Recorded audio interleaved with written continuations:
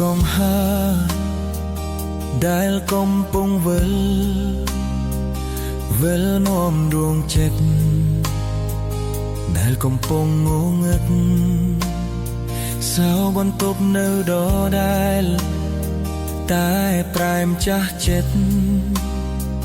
ថកគេងគៀកគិតឥឡូវស្ងាត់ឈឹងចានឆ្មាំងនៅទីនេះនៅចំដៃអូនតែចិត្តមាសស្មួនលែងវិលវិញហើយអូនជ្រើសអ្នកថ្មីភ្លេចអស់ទៅហើយបន្សល់ទុកត្រឹមខ្នើយដែលជាប់ក្លិនស្រីសំឡេងសាយកាកអាយប្រែជាស្ងប់ស្ងាត់ឮត្រឹមសំឡេ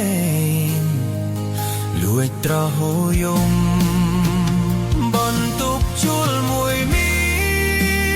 លែងមានអូនហើយចប់ហើយស្នេហាដែលធ្លាប់សន្យាថាមិនបែកគ្នាអូនទៅសោយសុខចាលបន្ទប់ជួលពេញដោយអនុសាគេអូជាងរៀមរាទៅជីវាបោះងងចា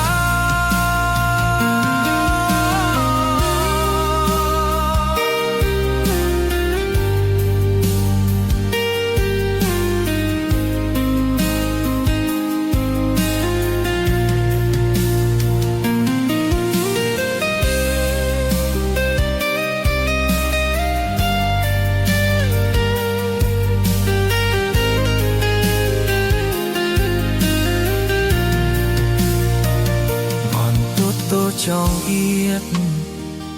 តែភាពឯកាធំធេងម៉ាស់មុំបងមេជុំនឹកគ្រាដែលយើងតស៊ូហេតុអ្វី